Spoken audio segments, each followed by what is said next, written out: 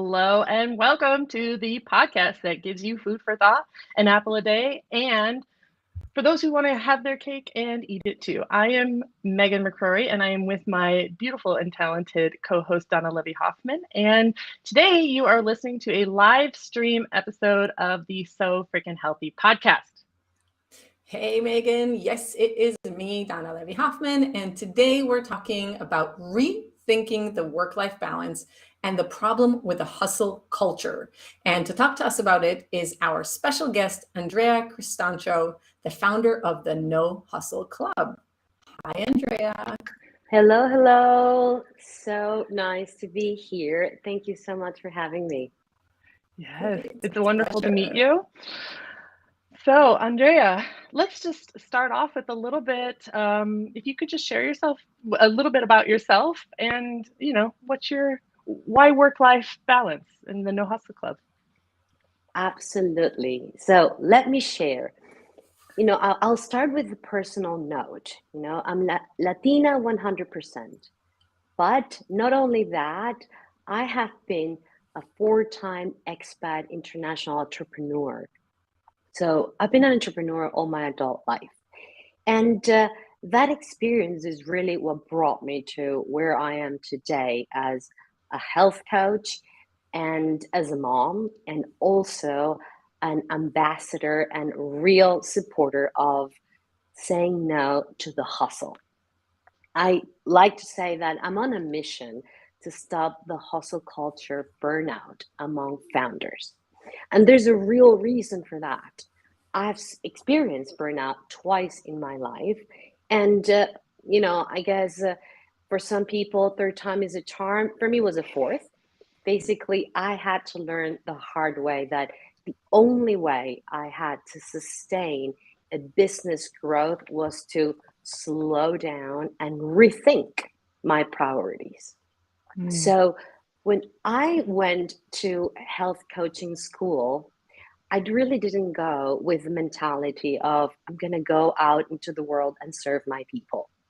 I went because I had a real serious burnout that really damaged my thyroid. And when I delivered my baby girl, first time mom, away from home, I delivered in South Africa. You can imagine that when you have a newborn and you cannot breastfeed your newborn, I was really panicking. Thank God for modern nutrition that you had, some baby formula right there, because it took 6 weeks for my pituitary to talk to my ovaries to then produce milk so I could feed my baby. When that experience really brought me to my senses, I realized first the gift of being a mom and being a healthy mom. And that's when I embarked into health coaching school. But not only that, it was just for me to realize, what have I done? Because for the past 20 years, I was a vegetarian. I was a yogini.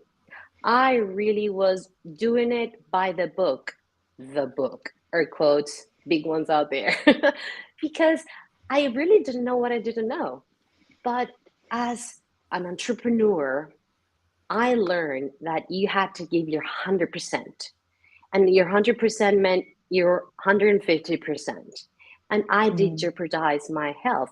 And when I didn't have the tools to really fix myself, I panicked because my mind was not enough. My body needed to calm down and rebalance in order just to stay alive myself and then to feed my baby girl. So that's really where I came to senses. I understood that this lifestyle moving forward is not what I want.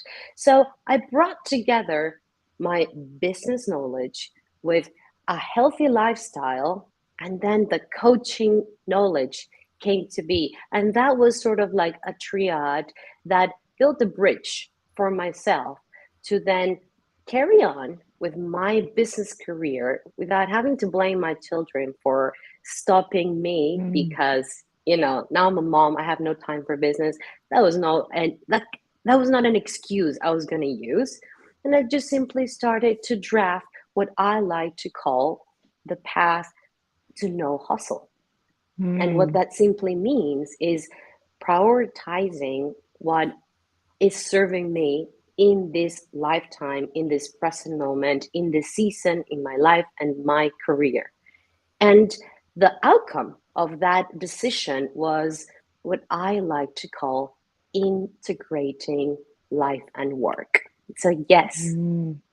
that, the hustle, were, let's say old school terms means workaholism, right? The Mm-hmm. new business term is hustle. It's something I saw growing up. I do come from parents that gave it all to their careers, and they had a very good, stable career growth. So much so that coming from South America, I had an international education. So Mm-hmm. this meant that, they gave me everything they could give. But what Mm-hmm. they couldn't give was what they didn't know. And that's okay, right? We cannot blame them. But I did see them sacrificing life because of career. So I thought that was the Mm-hmm. way. Yeah. And when my chance to go out there into the world came, I was in China, 23 years old, starting my first business ever. Of course, I gave it all. And all meant, burning out to the point that one day I just walked into my apartment and just crawled in my sofa and started crying my eyes out Mm-hmm. nonstop. Like I just collapsed. And that was the moment where I just simply told myself, I don't do this to myself. What I Mm-hmm. like to call now, I don't do hustle. It's Mm-hmm. just not okay for me. And I guess as we grow, we start sort of placing policies around who we are and what we enjoy doing. Well, for me, it was very clear this is not it.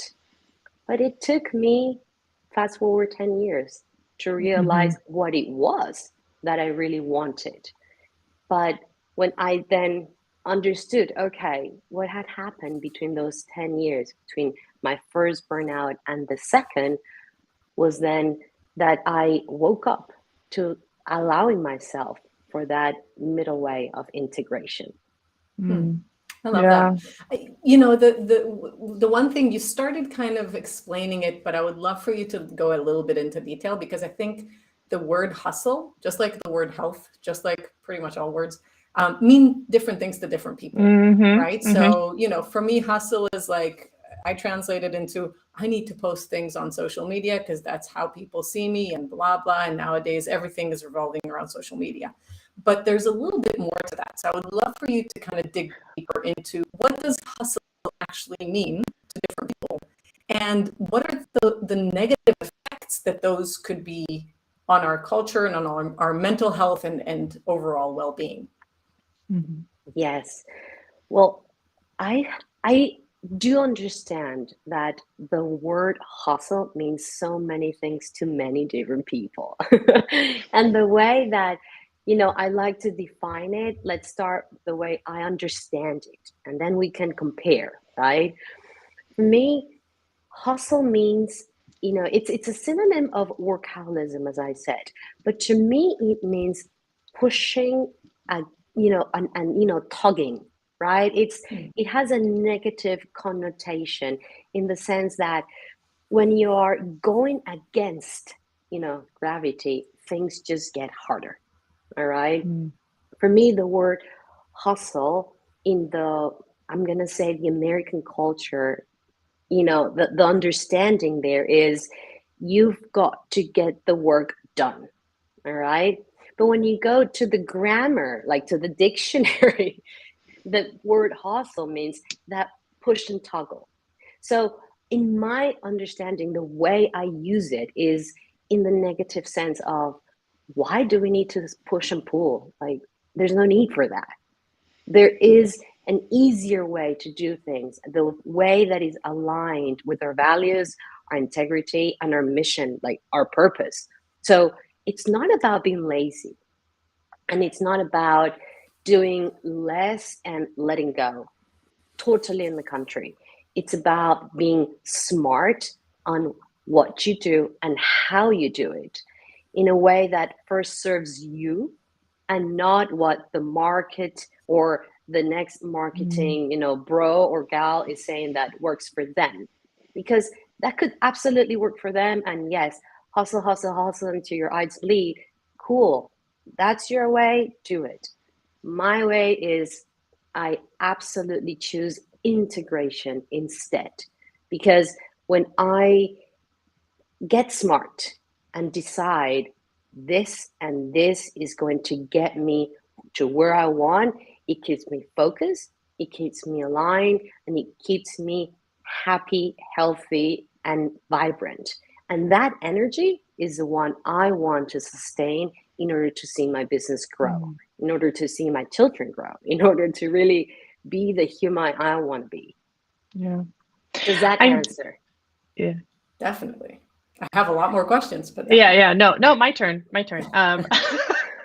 So I was also thinking as you're talking about, because the word hustle to me is related from my point of view to like the side hustle, which is like something you do on the side, and you're hustling, meaning that you're just always constantly working on something. But I feel like somehow maybe hustle also has a negative and positive connotation, like stress. Like you can have negative stress or you can have positive stress, or let's just say you can have negative or positive reactions to stress, right?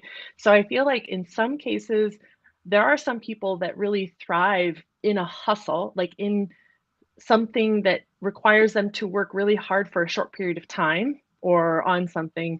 And there are other people who don't do, you know what I mean? Just like the same reactions people have with same stressors, people can have two drastically different reactions to that.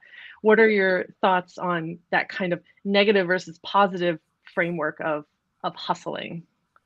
Yes. Well, two sides of it.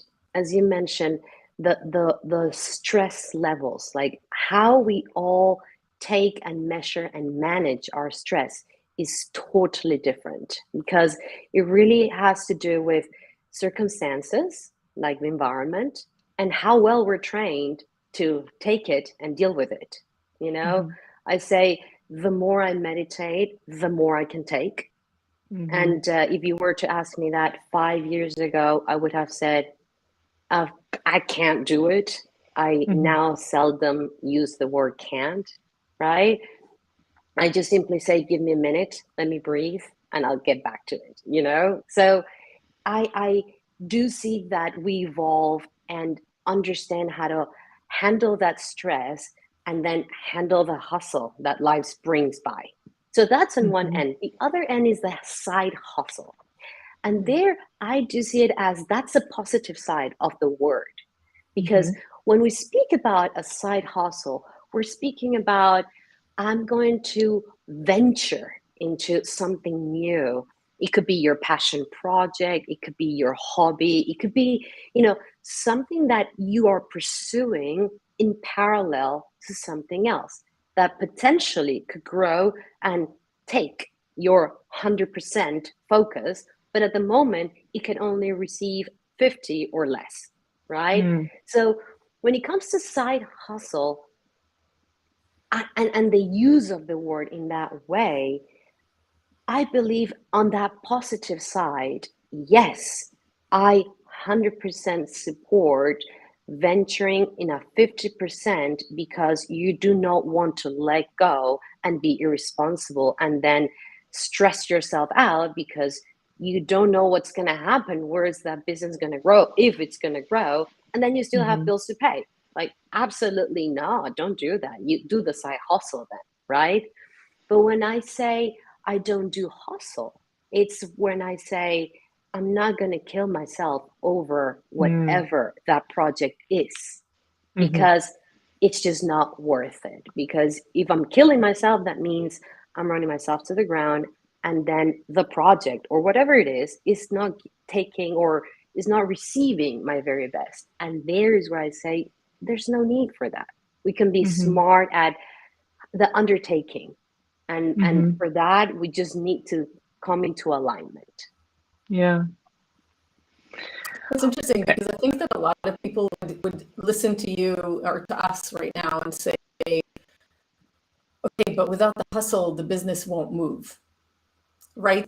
We won't get from point A to point B to point C if we don't stick to our schedule or to our deadlines. How do you explain that to a person, and how do you make sure that the business is still running and running well while we're focusing on ourselves at the same time? Yes, and I love that question. Really, that's what gets me up every single day, because that's where I say I'm on a mission. The reality, the way I see it, is that the smarter you get, the easier it's going to be to do that business. So it's not about, without hustle, you're not going to grow the business. I say with hustle, you're going to burn out and you're going to stop and jeopardize your own business. So rather align in a way that you place self-care front and center every single day of the week.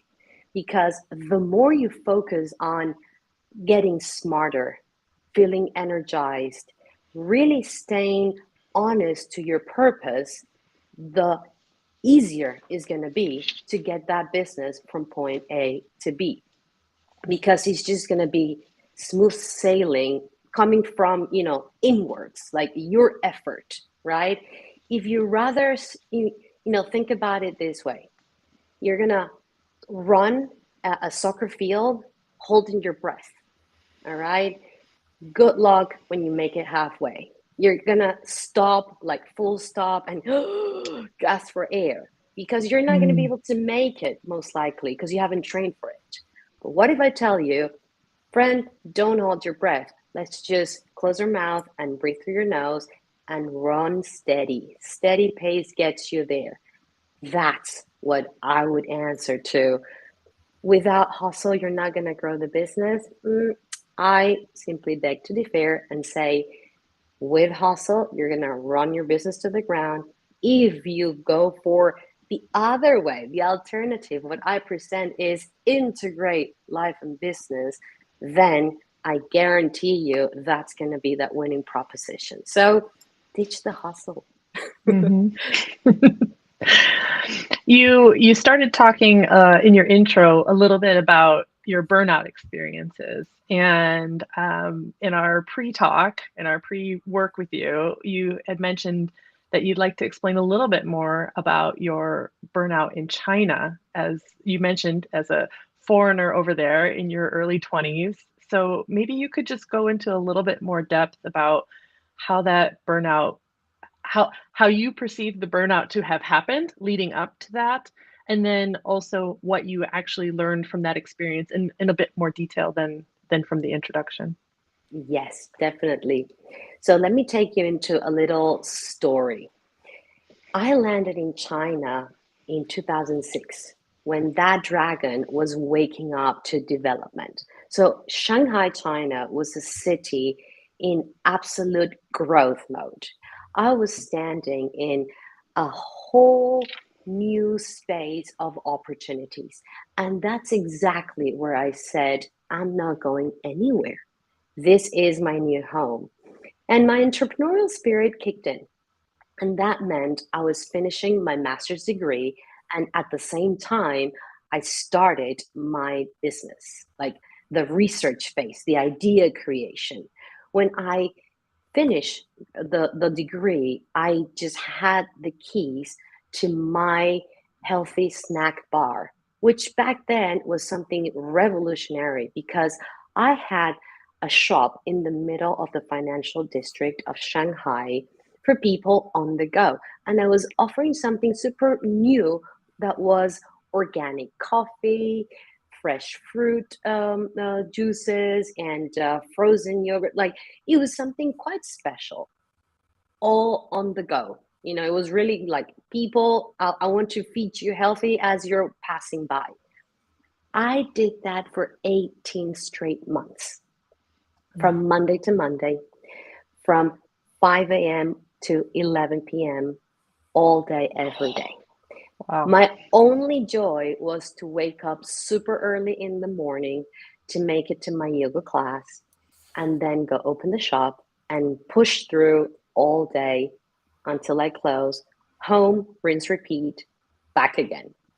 So that was really the best sure way. I was going to burn out, but I just didn't know because I was immersed in that environment where if I wasn't at the shop, I was doing deliveries, I was presenting at a chamber event, I was trying to, come up with new ways to bring more income into the business, and why not? So one day I just walked into the shop and I said, I cannot sustain this anymore. Mm-hmm. Not only that, I already felt it in my heart that it was heavy in my body. And yes, daily yoga kept me going. But, there was a point where enough was enough. And I realized, okay, what could happen if, like, how do I let go? Right? Mm-hmm. And that's when that day I walked and just cried and cried and cried nonstop. Like I really broke and I just didn't know what was happening. Like, as I like to say, I don't know which truck hit me, but when I understood, look, there's got to be a way, I decided to sell the business. And that's what I did. That was, that was the out. It was time for me to step out and take care of myself. And that was the best exit strategy without me knowing that I was prioritizing myself, listening to, my intuition, which that word came into my world 20 years afterwards. Okay. Like, let's just be clear here. But it was that inner voice, after a long conversation with my mom, where she just simply, I kept on telling her, I cannot do this. And she kept on, hearing me sob and telling me, yes, you can. And that yes, you can was, yes, you can choose. Yes, you can do it your way. Yes, you can commit to what you want. Like, stop pressuring yourself because, what's the point? Mm-hmm. It must have been so hard to come to that realization in a country that is known for its hustle as well. Exactly. China is known for like working people to death. And what, you were talking and what it reminded me of is actually the kind of new age of 4-day weekdays, right? Or work days, which I love the idea of. I mean, I'm a huge advocate of it. I'm like, just do it. Where, it's been proven that people actually work better and are happier in their work and are more productive by cutting down one more day. Like giving them an extra day of weekend is doing huge wonder in the field. So I thought that was just my rant. That's all. Yes. And mind you, I was 25 years old. So yeah, and that was actually my question in terms of age, because I remember when I was 25 and I was freaking invincible, right? And I feel like I'm wondering if you had the same experience a little bit later, if you would have like held on as long, or if you would have switched something. Like, can you maybe think about like some alternate endings when you would have had that same experience at different times in your life? Oh, yes, I have gone through all the scenarios. I had to heal like my first failure, like I had to let go of that baby, that was really a transformation. And what would have I done differently? I would certainly have hired more staff to pull me out of the business and see the bigger picture. I would have asked for help, I would have had, mentors closer to me to advise me. As you very nicely said, feeling of I'm invisible was really what brought me down to the ground. Like I instead of raising my hand asking for help, I just simply said, I can do this. I've got to do this, which is not true. To grow a business, you require a set of skills. And as I like to say, it takes a village to grow a human. Well, it also takes a village to grow a business. And if you want to go far and grow wide and be proficient and make money with it, then rely on other humans, because you're an expert in what you do, but not in everything. And that was exactly what I didn't know back then. Like, I just simply said, okay, if I hire someone, then I have to spend more money, but that is investing in the business. Yeah. Okay, we're going to take a brief break just to talk a quick second about the platform that we're using to stream today and record this episode is Restream.io. Now, this is not an advert for the company, not at all. We're not sponsored by them. Actually, the reason I'm doing this little break here is because Restream is co-headquartered in Austin, Texas, and Kiev, Ukraine. So since the conflict in Ukraine, the war in Ukraine has happened, Restream has been very active about, helping people be able to donate to proper organizations. So there is a QR code. If you're watching the video, there's a QR code on the screen.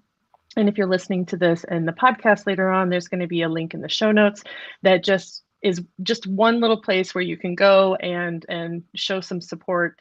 Where they're starting finished year. It's been a year, which is incredible to me. But I know Donna's done some aid work for them in the when it first started, but it's still going. So I think it's still necessary to talk about it. And if you have a couple dollars to give, I think that there's always going to be a need as long as this is still going on. So that's my little blurb there for Ukraine. And now I'd like to kind of shift a little bit, because the title of this episode is Ditch the Work-Life Balance. Now, you've talked about life-work integration and work-life balance, but let's get into that a little bit more. So how do you define, because I did my homework, of course, Donna knows I do my homework. And so I looked around, like, what are the definitions of work-life balance and so on and so forth. So I have some ideas, but Andrea, how do you define work-life balance, and why do you think it needs to be rethought? Yes. Let's say that has been that next evolution of, life after burnout. The definition of life-work balance for, as long as I knew, was the aim, like that pinnacle of health, equilibrium, and well-being. The truth of the matter is that I went on to seek that life-work balance. And every time I strive for it, when I finally said, okay, I think I'm getting it, something was falling. So the life-work balance as an equation means that there is a 50-50, equal place for life and work. And let's think about it. When we speak about life, we are humans living in different seasons in our life, and we are in constant change and evolution. So when we just say, okay, we have to put life in this bucket, okay? And then we look at work, and we are humans with, ambition, and we want to strive for a career. We want to make money with our business. We want to give to society. So that bucket, on that other half, then becomes that, counterbalance to life. So if you say life-work balance, we're right on a 50-50 match. And that's not true. Life is not on a 50-50. So when you were asking, okay, how did I feel about it? Well, when I went to seek again and again and again, I was bumping into, damn, I'm getting my math wrong. Why am I not staying in balance? The more I meditate, the more I breathe, the more yoga, the more everything, all the salads and everything in the world, probiotics included. I am not making this math right. Until 1 minute, I said, wait a minute, I think I got this wrong. Life is not a circus act.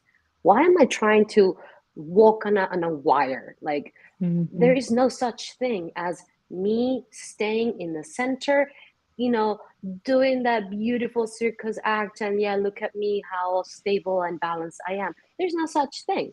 That's when I said, ditch that concept because it's a myth. What I believe is that when we get the chance, because we need to give ourselves that minute to say, what is serving me right now? What do I want to achieve? And with decision, really having agency in our lives, and the real truth agency is that you get to decide. And if that doesn't work, you choose again. And if that doesn't work again, then you choose again until you bring your own math and your own equilibrium. And that's what I like to call the real balance. And that real balance happens within. But outside world is looking as an integration of work and life. Because that thin line, the more we want to separate work life and real life, the more we are sabotaging ourselves. Because it's not that we wake up and we go to work and we become a different human and then we come back home and then we put on a different mask. No, that's not the way it goes. You wake up and you are you, and you make decisions throughout the day.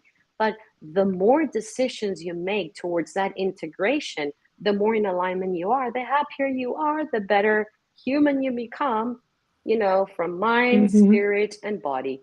So what I like to say is ditch that myth and instead go for micro habit, micro changes that are going to get you to decide what is serving you today, in this very minute, that gets you to achieving that next goal. That's the way I see it. Interesting. Please tell me that you have seen the show Severance. Have you watched Severance? Yes. Okay. Yes. I thought for sure she has seen this. Donna, have you seen this show? Okay. So, but Where? it's on Apple TV Plus, but it's literally they implant something in people's head so that when they come to work, it's like a new person. So whatever they do at work, that's called their innie, they don't know what's going on in the outside, and the outside person doesn't know what's going on in the inside. And so now that show is out there and it became so popular, I feel like that is like the perfect example of saying that's what the old kind of philosophy of work-life balance was when I'm at work, I'm at work, and when I'm at home, and I should not be checking my work emails at home, and I should not be thinking about my child's doctor's visit while I'm at work, which we all know doesn't happen. So I just think that show has opened up a really great analogy to say that is not real life. You cannot just turn it on and off in each location, and that's why this whole integration, or why it's a myth of having these two, and it's perfectly balanced. It's like it's on or it's off, and it's a great analogy for this type of topic. I will definitely try to watch that show, but for the visual listeners, I think for what I was visualizing while you were talking, Andrea, was like, the old school is two circles. One is life, one is work, very separate from one another, not touching each other, not coming close to one another. Literally, there's just a road to drive to work and back. That's the only connection there, right? And then we're talking about this work-life balance where we're thinking maybe it's the circles are kind of like, what do you call it, overlap? And so now maybe that's what we're trying to do here, is somehow be okay with going to take the kid to the doctor in the middle of a workday type of mentality. But from what I'm hearing you say is like, for each person, those circles are going to be a different size, and the overlap is going to be different, and each person needs to find their kind of way to find the integration that you're talking about, where it doesn't, maybe one day we won't work at all because the kid is sick and I'm going to be with my kid now, versus another day where I'm like, okay, cool, he's at school and I have all day and I can do this and I can do that. And I can also take some time to relax and meditate in that workday, official workday.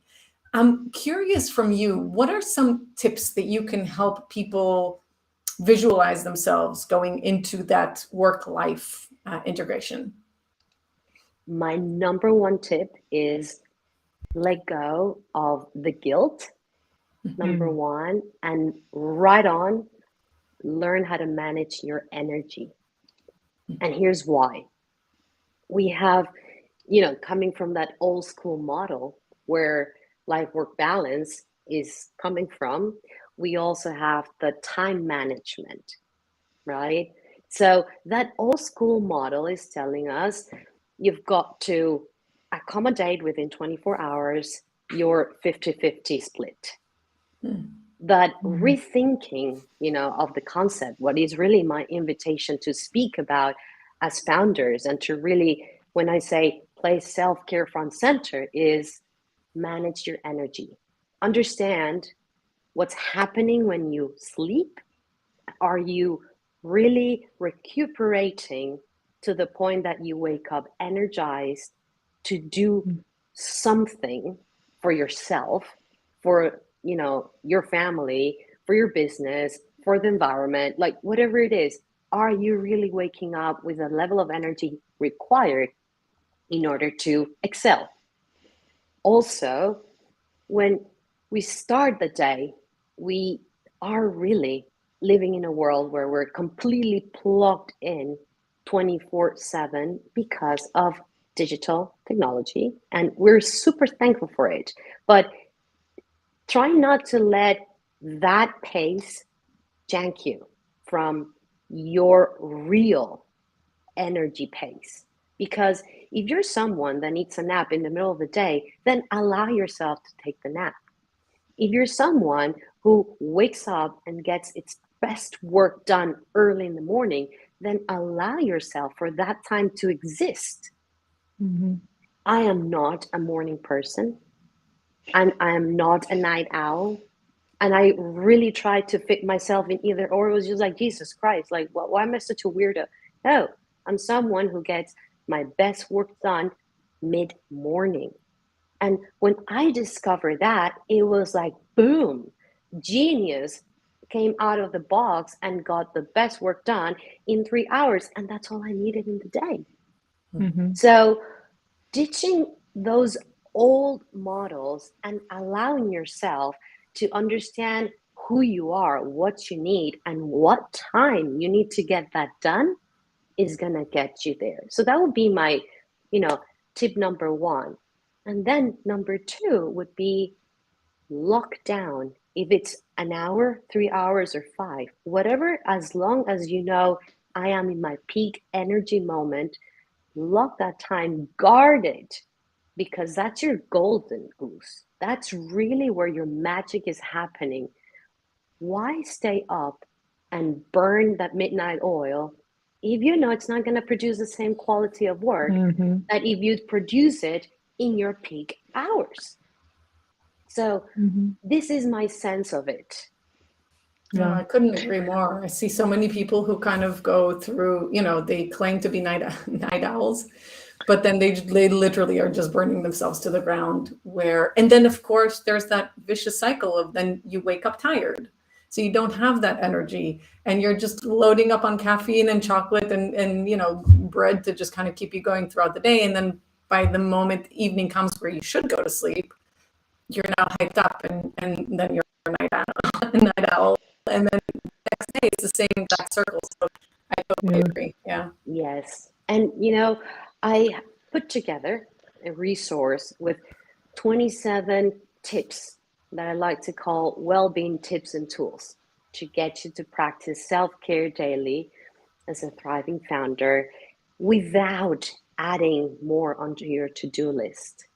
The point is, with these tips, these are micro things that you do throughout the day that gets you to give more time to yourself without really having to consider, I've got to now get this done.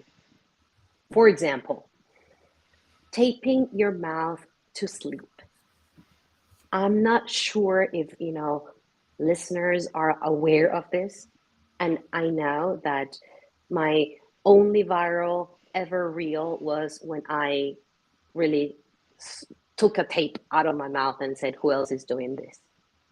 5,000 views. That to me has been the viral story. Because when I discovered that I was going to bed and getting up tired, because you need to build awareness. That's the first step for everything we do in life. But when we speak about well-being, building that awareness, that's not something we are taught. You need to dedicate time to say, okay, how am I breathing right now? How am I feeling when I wake up? How's my appetite? When I understood that I was waking up tired, I of course blamed it to motherhood. By default, that was like, oh, of course, normal. Not normal. That is not normal. And then I said, all right, what is there that I could do? Because yes, I wake up and drink that coffee, or I used to, and nothing was happening. So I knew my mitochondria was not recharging. I went on to investigate and went on, down that rabbit hole.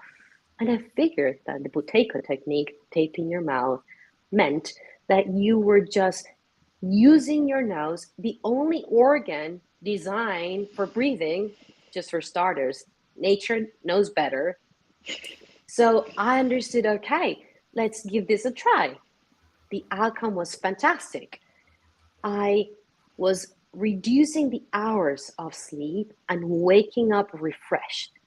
So much so that my sinuses cleared first time in my life, and I'm on 40. So, it was a while. And then I understood, okay, then something else is going to happen. Yes, I became sharper, like less memory fog, less sugar cravings. Like there was a whole chain of, oh my God, if I use my nose while I'm asleep, my mitochondria recharges. Hence, I've got more power to push throughout the day. Just one little thing, a tape.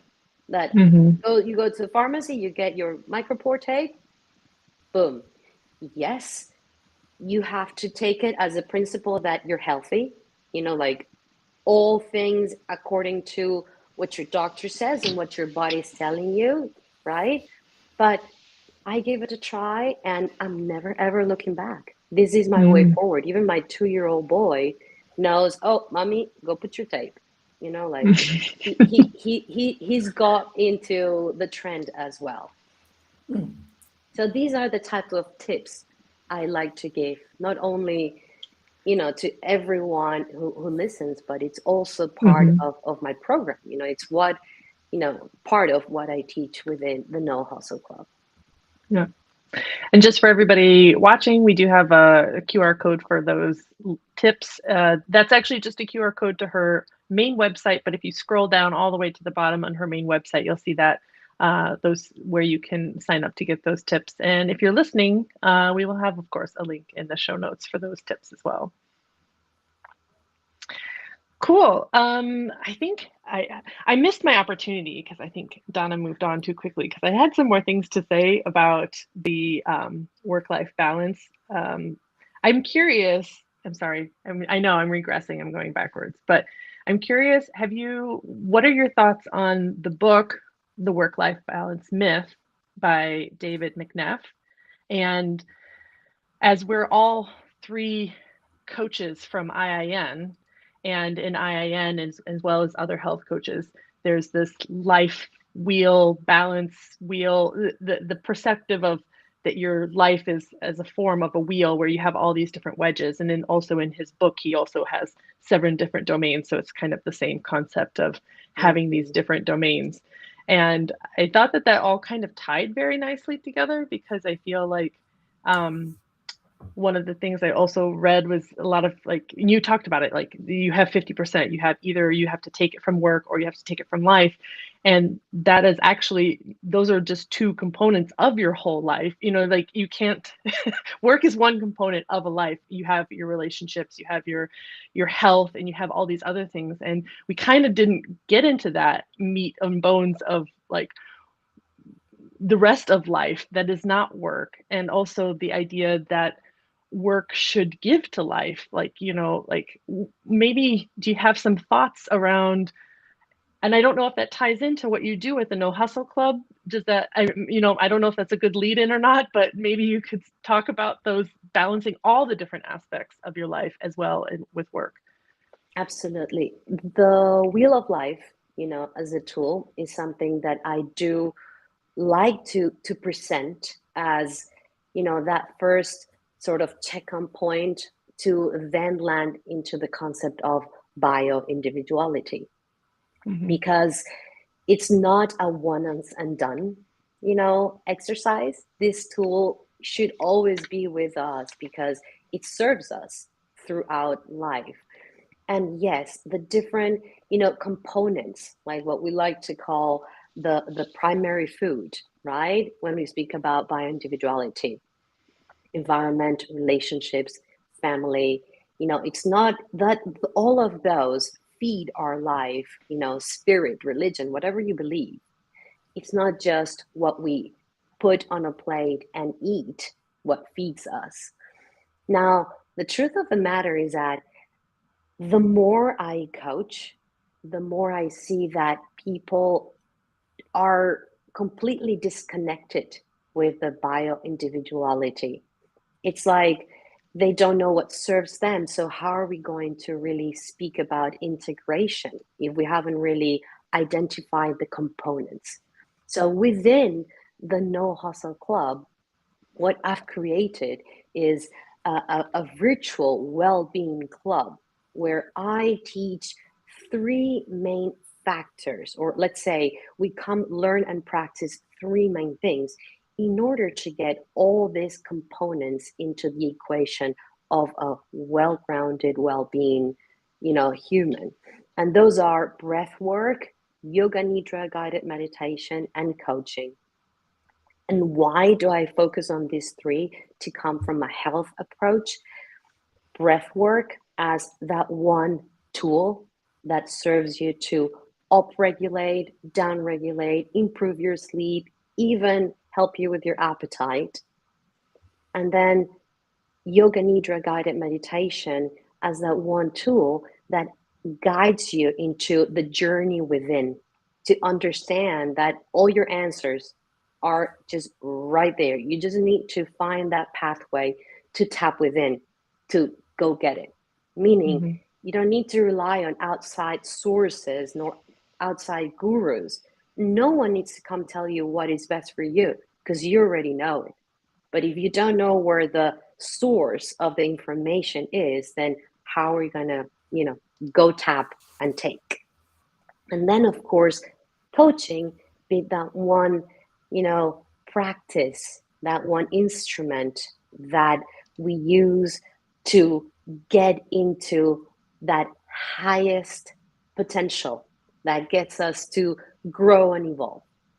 So within the club, that's exactly what we do. And I just focus on founders because the burnout amongst startups, founders has a connotation that we haven't yet touched upon. And it's a sort of shame. We don't speak about it because we're supposed to be superhumans, and because we're leaders, we cannot show weakness. And that is, I call BS on that. The more you speak about your strength and your weakness, same, the more vulnerable you are, the more human you are, the more appealing you are, because no one has all the answers. We're all always trying to put our best foot forward to get it done. And when we're founding or trying to do a company, or trying to put a project out there, or we're trying to grow a team, or we're pitching that next round of seed capital, and something deep inside is not aligned, well, guess what? People will tell there's something off.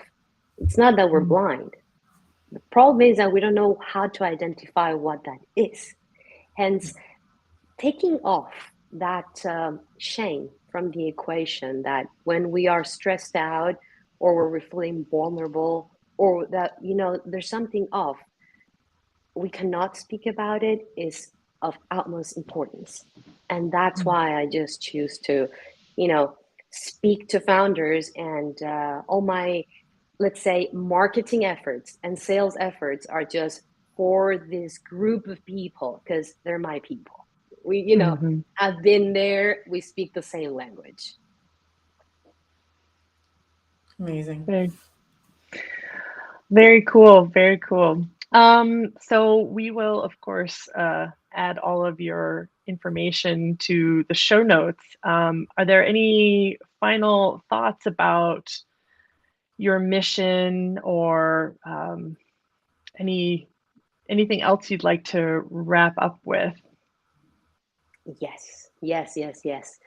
Something that we haven't touched upon and I would love to leave people with is permission slip to set boundaries. Because that's the one thing that I feel we sort of sabotage ourselves when it's so simple. I like to say saying no is sexy. It's just sexy because it just makes you shine. When you have strong boundaries, when you know how to limit what you're capable of doing, what you're willing to give, and what's your commitment, that boundary allows room for you to grow and allows others to exist within your space. So there's growth. It's a win-win across. When we don't know how to set boundaries straight and we let others push their interests on top of yours, it's just like we're coming into the hustle, that push and push toggle story that I don't agree with. I don't understand it. Let's put it this way. I just like to say, learn how to dance, speaking your truth and setting your boundaries. And in that dance, everyone is going to commit to your mission, because it's just impressive when people have boundaries and they're openly speaking about them, and you get on board with that mission because it's just good for you and for them. And if we just really give ourselves that permission slip to ditch the hustle, set boundaries, and prioritize self-care, I think, my friend, we're on a winning proposition here. That's awesome. I love that you say that saying no is sexy, because I always tell my clients, when you say yes to others all the time, you're basically saying no to yourself. And I think when you have that realization of like, oh, wait a minute, if I'm saying yes to everyone, what am I left with? I'm left depleted, and I'm left, without energy, and I'm left without the passion to even go home and be with my family and have that energy for them. I think that's when it dawns on people. And when you say no is sexy, it kind of reminds me of, I don't remember who told me this, but some men find it sexy not to see the cleavage because they can use their imagination, right? So it's kind of like this whole aspect of like, we're saying no and you're going to keep, in your imagination what it would be like if I said yes, but it's just not going to happen. Yeah, Exactly. I'm definitely, in my 20s and 30s, I was definitely a yes person. And I think that had to do a lot with my ADHD, where like it was a dopamine hit, something new. Yes, I will be in part of this new activity. Of course, yes, I will do this. I will do it. I will do it. I will do it. And of course, it got me into a lot of beautiful things, but it also made it so difficult that I would kind of overdo it. Not to the point of burnout, but where I'm going, okay, yeah, no, I need to start to say, to prioritize my yeses is what I say. Prioritize my yes. But well, Andrea, this was a lovely conversation about the hustle culture and why you have this beautiful mission to spread the word about how you can have you can be a founder, you can start your own business, you can be a predominant person in your business by having these boundaries, by giving yourself these, let's say, healthy gates, and then also teaching people how to actually self-care. I know that word is tossed around a lot, but that's exactly what we're talking about, is prioritizing yourself. And I think this was a really great conversation, and I'm really happy to have met you, and thank you very much for sharing your time with us today. Thank you for having me. This has been a wonderful conversation, and it's rare to be in a room, even if it's virtual, with IIN health coaches. So, hurrah to that. Really, thank you so much for the invitation and for a great talk. Thanks. So, a reminder to everyone that our podcast can now be found on several different platforms. So you can watch it as via a live stream on YouTube, Facebook, and occasionally LinkedIn. And of course, you can also find the audio versions on your favorite podcasting platform. And this is also a reminder that Donna and I do this out of the blood, sweat, and tears of our own bodies, and we do not have any sponsors. And so if you have found value in this episode and would like to help us out, we have a link on the screen and also in the show notes to buy us a cup of tea. And this would definitely help just pay for a little bit of overhead, like the platform we're using to stream on. So with that, we really appreciate everyone that has joined us today, and those of you who are listening to this in the future. And we will see you next time. Bye, everyone.